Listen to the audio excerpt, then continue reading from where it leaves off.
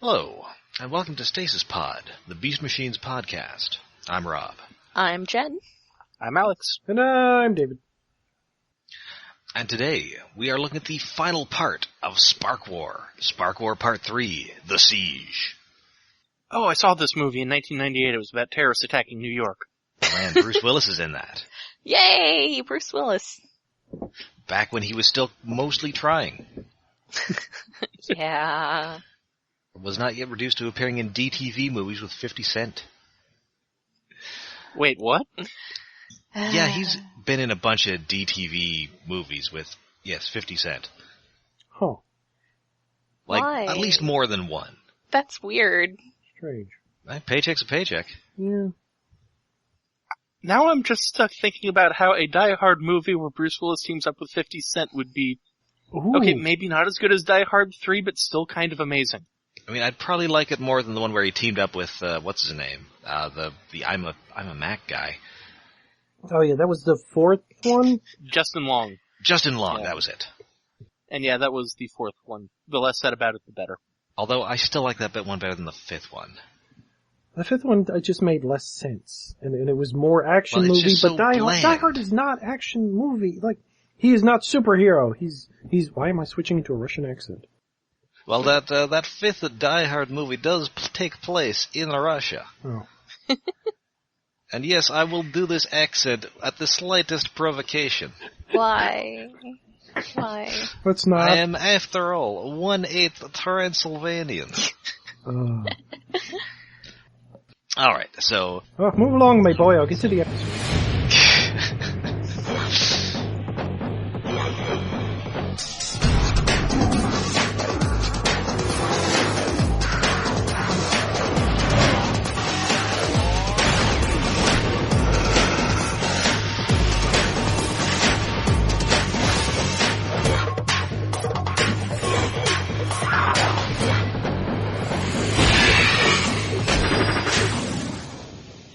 Alright, so I guess this is Sparkwar Part 3, The Siege, first aired April 5th, 2000, written by Stephen Melching, who wrote a whole bunch of this is his fourth Beast Machines episode, and he has one more to go, and then he's going to write 12 episodes of Transformers Prime. Dang. Oh. Yeah, And, we've run into him before, and he has, done a lot of stuff. Yeah. A lot of Transformers. And yeah, we open with, nice shot of that Cybertronian moon again. So pretty. Also, it doesn't seem to be an actual model so much as just, I don't know, a matte painting sort of thing. Yeah. Yeah. I think, like the first time we saw it, I was convinced it was just like a flat 2D thing. I think it has some depth. I think it's like a texture on, like a lozenge shape, because there's a little bit of change at the corners. Like it rotates a little. Oh, okay. But it's still, that's good. it's not like fully fleshed out. It's just like a texture on a thing. Yeah, so Nightscream is there. They're, once again, troops in elaborate formation, being ordered around by Obsidian and Strika. And apparently they're at the spaceport, and the big floating head is getting resupplied. Which makes me wonder I assume it needs fuel, but, like, spare parts? Also, is it getting resupplied from storage at the spaceport, or is it getting resupplied from, like, off-world shipments? I would assume stuff on the planet, because the planet's infrastructure is mostly intact, and I guess probably a lot of it is automated or could be operated by drones. Yeah. Yeah, and it would be safe to assume that the spaceport would be a central place for it to, that would be designed for that stuff to be shipped to and accumulated. Yes. It just wouldn't have to fly very far. Yeah, they could have a drone mining colony on the moon, or if there's any nearby planets. Maybe. Mm-hmm. I think we've already put more thought into it than the Raider did. That's where the tank drones went. They're mining. Swap a drill on where the gun is. I mean, I guess you could mine with those big pincher Mole drones. hands of theirs. Oh, What are the yeah, mole drones for, then? Yeah. Mole drones in space. Well, I mean, the mole drones are doing that, and then I guess, like, the tank drones are just using a bunch of pickaxes? Sure. Maybe they're the ones hauling the stuff that's been mined out. Yeah. There you go. So yeah, the Maximals, Cheetor and Black Arachne and Nightscream are all there, and they're doing a pretty good job of it not being seen by these Viacons, until Noble shows up again. Damn it, Noble. Just walking up there like a big dumb dog. Yeah. Yeah. Oh, I finally noticed that Strika is kind of a hunchback. Yeah, and she's also got like a super thin neck. Yeah. Yes, I did see that. Her head is smaller than I remember, but it's like it just sticks out straight forward from near the top of her giant round upper torso. Because Obsidian likes them big. Yeah. Yep. Oh, yeah. So yeah, Noble just leads the drones right to him. Cheetor says to get out of there. Nightscream tries to get Noble to come with them, even as Cheetor is, kind of being a dick to him, but in an entirely justified fashion. Because Nightscream, you gotta leave your dog behind. You're killing us here. Yeah, they should just leave him behind. Leave Nightscream behind with him. Yeah. Yeah. Well, maybe it's good they don't in the end, but... Yeah, most of the time, just leave Nightscream behind. Yeah. So yeah, they escape. Noble comes with them, and they're just gonna have to keep him, unfortunately. Gotta take him home and with back them. at the base, And back at the base, Rat Trap has a plan to get into the big floating head, and it involves a giant horse. Sure. Oh, Why not? if you tried everything else. This is kind of a dumb gag even for this show, I have to admit. Yeah. Dumber than the bean vine.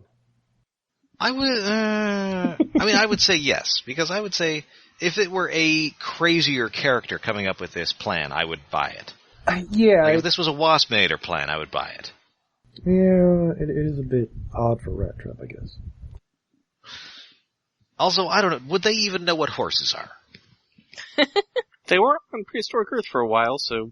Well, yeah, that's true. They have heard of Battle Unicorn, apparently. He was in the same toy line. Oh yeah, and maybe Mock Kick. Oh, no. Yeah. Don't want to remember the rooted hair and the creepy neck thing. This lovely tail. Most horrifying His toy. lovely brushable tail. So anyway, they do come up with an actual plan, which is that Cheetor, Nightscream, and Silverbolt are going to be a distraction, and then everybody else is going to infiltrate the big head and get the sparks out of there. And once again, Rat Trap has a collection of pogs. He promises that they're going to work this time. Totally, I guarantee it. Do I guarantee it? I guarantee it. Absolutely gonna work this time. Yes. And in a nice little bit non-verbal cue here, Cheetor and Optimus basically tell Nightscream, you gotta get that dog out of there. Yeah, and then Nightscream has to do a Harry and the Hendersons. Yeah. Get out of here! We don't want you anymore! Aww. Like, again, they should just leave Nightscream behind with him. Would have made more sense. But no, he goes full Lithgow, and he gets rid of him. I'm gonna have to post that to our Facebook Not page. Not bad for a voice acting use of coughing. Yeah, no, that's pretty good. So yeah, we cut back to the big head, and Thrust is being talked to by Megatron, who starts off as, a holographic protection of his big head, and then kind of flushes himself into a spark chamber. Yeah, it's a little weird. Yeah. The way that it's like, I had assumed like the glowing head was just a projection, not like his spark floating around inside his giant head in just a head shape. There's a head in a head. Weird. Well, things are about to get weirder, because he lights he's got the sparks in a big sparkarium. Mm-hmm. Yep. Lets out a couple, and then he eats them. Yeah, so he is some sort of weird spark vampire now? He will swallow your soul. Apparently that's what Oracle powers give you. Yep. Yeah, it's disturbing. He will eat your soul. In a setting where souls, canonically go to this, afterlife, he will just devour yours. Yeah. This It's raises not good. questions. Not good. Well, one, is this the first fictional Spark Eater we've had?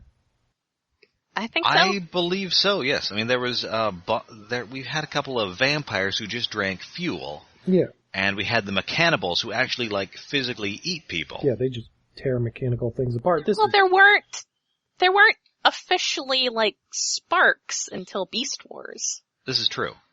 Oh, yeah. I mean, I think Rampage might have claimed that he was going to eat some claimed that people's he did. sparks, but We never actually saw him do it. Yeah. He never really had an opportunity. I thought he just claimed he ate people, not sparks. Oh, well, he also claimed he ate, fear. Rampage said a lot of things. He might have just been a big edgelord. He was full of shit. Might. I mean, we don't know that he didn't eat people, but it's also possible that he didn't. Well, of the people we knew who were on Earth, which ones did he eat? Well, I mean, he just didn't get the chance. Anyway, so yeah, Megatron's getting bigger by... He's eating more of the same to extend his life. Also, he's gold now. He's carbo loading. Now. Yes. And yes, he's gold now. Yeah. Or orange-ish. He's a weird color, I guess, from eating people. The thing that happens. Totally happens all the time. So this is his plan. Just a complete monster, you turn orange. And he does this by sort of extending energy tentacles out from him, and the spark just kind of comes apart. It's a neat looking effect, and it is distressing. Yeah. So this is his plan. His plan was get information from the Oracle of how to absorb other sparks. So his goal of being the one sentient thing on Cybertron takes a step further by becoming, I'll absorb every other sentient thing on Cybertron to become this one god emperor thing.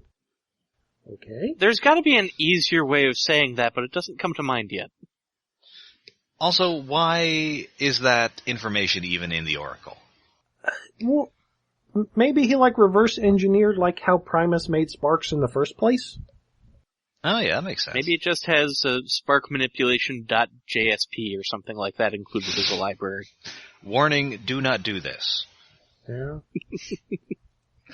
or maybe it's a step further from how combiners work, where a bunch of sparks work together and combine their bodies to one thing, only he's done it at the purely soul level, which is even more distressing. Anyway, even Thrust seems to be kind of unnerved by all this, which makes sense because it's terrifying. Yes, because he has a spark! Yes. I like how Megatron's reaction to Thrust noticing him doing this is just kind of initially embarrassed he's being caught binge eating, but then just, what? What? Are you gonna judge me? You do it. Listen, they were in the fridge, they're gonna go bad. I'm just being responsible. You can't eat just one. It's not like they were yours. Yeah. I didn't see your name on them, Thrust. Yeah, I think ultimately Thrust is just afraid of getting eaten. Yes. Poor dude. A typical fear for Waspinator. Yeah. Alright, so back on the planet's surface, the plan goes off seemingly without a hitch. The Optimus's team, which is Optimus, Rat Trap, who else is on there? Botanica? Black Arachnia. Okay, Optimus, Rat Trap, Black Arachnia, and Botanica. They get on one of these transports, whilst Nightscream, Silverbolt, and Cheetor cause a distraction. They also use Rat Trap's pogs to give off false Maximal signatures when they plug them into a Viacon. So that helps too. Yeah, it's pretty cute. Yeah, I hope nobody finds it on the remains of those drones that blew each other up and reverse engineered or anything. Yes. Yeah, unfortunately, that is literally exactly what happens. Well, they are the Cybertron's best tacticians / thespians. And apparently, Strika is also an engineering genius. Yeah, or a war scientist. Yeah, Some STEM career. Yes. Yay! All the women are in STEM here. I like it. I mean, I guess not Black Arachnia. Well, one of them is literally a STEM. Oh. Well, yes. I mean, but we saw Black Arachnia doing science stuff sometimes. Fair enough, fair enough. Oh yeah, she did build that little submarine. Yeah, and she made that flying boat thing. It looked like one of those Jabba's skiffs. Yeah. So yeah, they find this and reverse engineer it, but it's too late because Primal and company are already on the head, and Primal is using his mystical powers to find the sparks. His mystical powers of having the Oracle talking to him on his Bluetooth headset. Yes. It's hilarious. His eyes start it's like, which way do we go? And then you just get this overmasked 3-4 layer audio thing of just voices saying this way. And then his eyes stop glowing and he says, this way, and they walk. It's like the parody of the show within the show.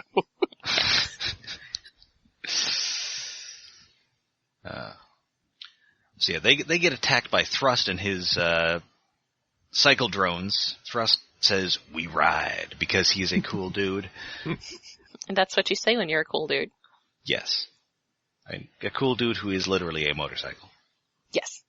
And also, once Stryker reverse engineers these things, the head detects them, and the mysterious green lights in the background become mysterious red lights. Mm-hmm. Oh no. That's a big change. Yeah. It's important. So they get through to the spark chamber, but unfortunately, Megatron's giant, terrifying spark is there, and, he's happy to see them, because they get attacked with tentacles. Because this show is all about tentacles. It is! Yeah. Oh my Yeah. god. It's so kinky. Using the spark extractor Doc Ock tentacles as bondage devices, I guess? Well, restraints. That's what we're looking for. Yeah. They have a lot of uses. So Megatron, he just starts eating these in front of the Maximals. Primal is extremely horrified. Yep. That Shug, makes sense. Yeah. Good acting from Gary Chalk there. Yeah. Yeah, everybody's definitely suitably, they're selling how screwed up this is. Yes. So Megatron just opens up the Sparkwarium, and the sparks just start drifting into him. I'm into fitness. Fitting all these sparks into my mouth! Ah! And his spark gets so big from this that it actually rises out of the big head and starts shooting out energy beams to extract the sparks from everybody on the planet. Yeah, all 8 of them. Yes. Exciting. 7. And all seems, the Maximals inside are having their sparks extracted. The Maximals outside are caught in these energy beams. Which also look like they're starting to extract their sparks. I think so. A little bit. I mean, those are the same sort of energy beams that he used to eat those sparks, so maybe he's just going to eat it while it's already inside the robots. Which is impressive. It's like eating the middle out of an Oreo. Ooh. Mm, Yeah. cream. But luckily, there's somebody on the planet who doesn't have a spark, and that's Noble. Yay! It's really a good thing that they found him last episode then, huh? Sure is. Yeah. So yeah, despite Nightscream's John Lithgow impression, he's back. And he blasts Megatron for a little bit, which doesn't really do anything. And in fact, he gets shot out of the sky and falls a long way. But this gives Nightscream time to blast Megatron's spark with his sonic weapon, which him somehow, ? Yeah, well, it's an odd series of events it's like, how are we going to end this episode, kind of? It's like, Noble makes a noble sacrifice, which makes our little Sonic youth so mad he screams louder than he's ever screamed before, letting his emotions out. It's a little odd, but it works. Between that and him, defeating Stryka single-handedly last episode, I've really got to say his scream's a little overpowered. Yeah. Yeah. Mm. So Megatron just kind of disappears after puking up all these sparks. Yeah. I mean, when Amp Visualization explodes. Yes. Yeah. But his explanation of what he was doing was really sinister and kind of interesting from a lore standpoint too, and I think we jumped past that. Yeah, where he was talking about becoming a was perfect it, being. fulfilling my destiny, Optimus Primal. Yes. Uniting every spark into one perfect being. Me. Till all are one. That was a really great Oh, that's a good one. Yeah.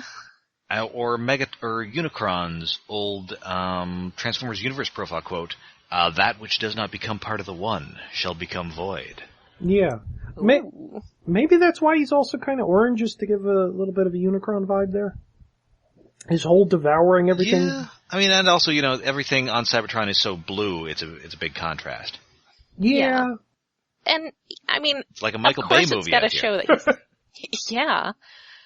I mean, at least it's gotta show that he's different from a normal Spark at this point, Yeah. but I also think that contrasts with the regular ones being blue, which is often how silver is represented, and then gold being, generally considered to be a step up from silver. Oh yeah, that makes sense. Yeah. I think there are many symbolic reasons for that. The end. So he pukes up these sparks, he's gone, and this head, without its spark, is just plunging to the ground. So, Yep. Even though Rat Trap exhorts everybody to abandon head, which gave me a chuckle. Yes. It was so good. Luckily, there is a manual control system in this thing, I guess just in case. Why? Well, Megatron isn't the... Why would he need a manual control system inside his own body? That seems like more of an opportunity to be taken advantage of. that does go back maybe if to he needed... It goes back to our question when we were first wondering how the head got there in the first place. Was the head built before?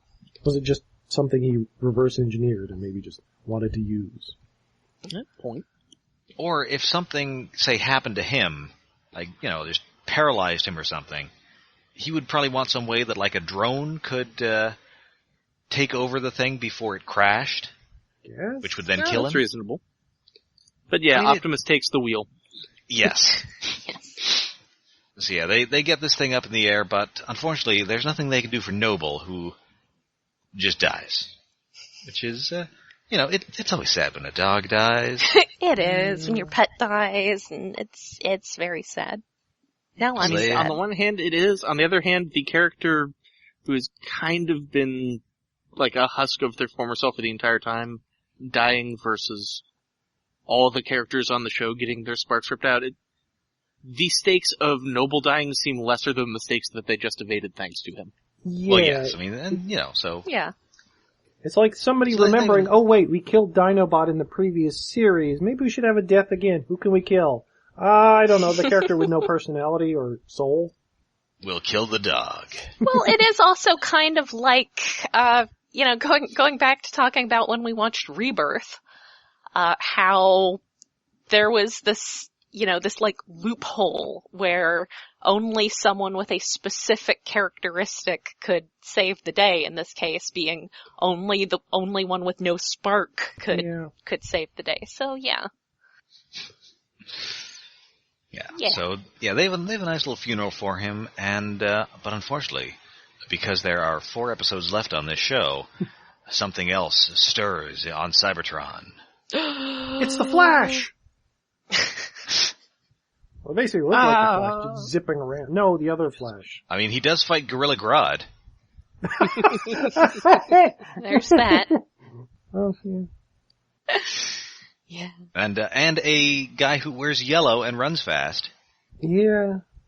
Huh. And, I don't know, Rat Trap, I think you have to be Captain Cold or something, I don't know. We got a Poison Ivy, so this is all And so, confusing. that is it for Sparkwar. The siege is over. Was this really a siege? No, there's definitely more of a siege in a couple episodes. This is not a siege. No. This is an infiltration. Yeah. Yeah. I feel like sometimes they're trying a little too hard with these themed titles, and they don't actually end up being as good as they wanted them to be. No, but so that is it for this episode. But it's a decent 3-parter. I think this one is very action heavy, and it's good action. Yeah. And it kind of sets us up for where we've got to be for the last 4 episodes. It introduces some crazy stuff that's going on. You know, Also like that. Megatron becoming a horrifying spark vampire. Yes. Cannibal, I guess. Yeah, that was legitimately unsettling. Yeah. Yeah, it's pretty messed up. All right, so that is it for this week. Until next week, you can find us all over the internet. We are on Stasis Pod. Sorry, Blur. Sorry, I got a text here. I missed something. Sorry, we are on Facebook. We are on Twitter, and we are on Tumblr.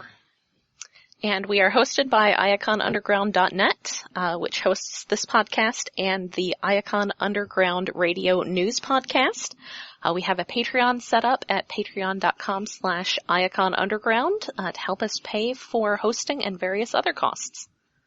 And we are also on iTunes. And please rate and review us if you check us out there. And if you'd like to write into us, please drop a line into the Max mailbag at stasispodcast@gmail.com. So, until next time, we plunge into the spark of darkness. I'm Rob. I'm Jen. I'm in disbelief that they actually named an episode that. Yeah. And I'm David.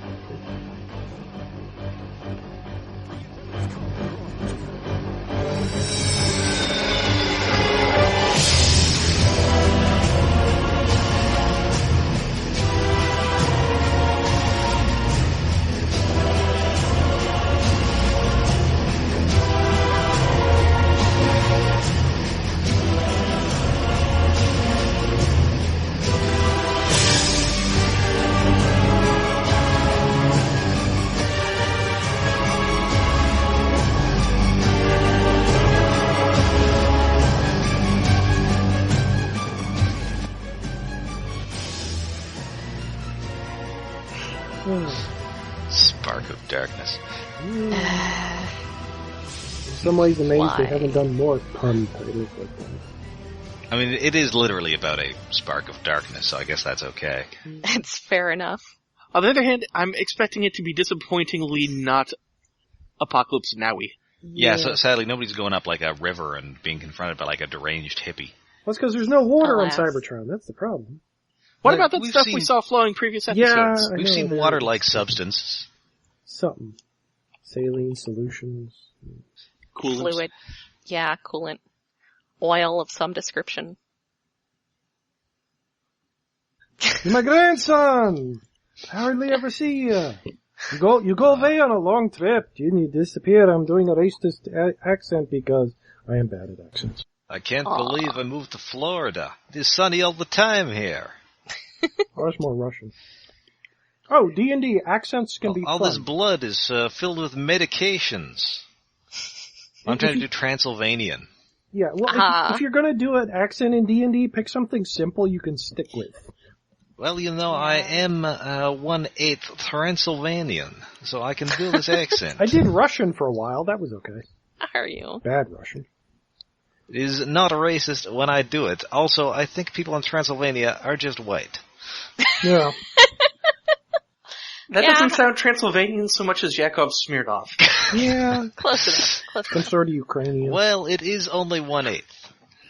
I kind of expected us to take more of a digression into the porn than we actually did. Especially considering I spammed the channel with some porn. Well, We were very well behaved. yeah. Yeah. Only one actual porn, because I don't think I've drawn that much robot porn. Or finished any. That one wasn't my idea! But I drew it Just in.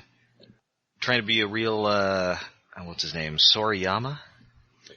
Oh, yeah, sorry, yeah, no, that's too shiny. Too shiny. I don't get that reference. Guy who he did a lot of like heavy metal covers with, Yeah. voluptuous robot ladies. Airbrushed, sexy, chrome women. And there was an Oh. episode of Venture Brothers based upon his robots. Yes. Well, it was Mike Soriyama who was their roommate, and I think they ended up having, like, his lawyer called them, and they ended up just giving him credit in the credits. Aha. Yeah. That works. Yeah, they should have picked a different Mickey. Anyway. Alright, so shall we start her up? Yes. We are recording. Okay. Hello, and welcome to Stasis Pod, the Beast Machines podcast.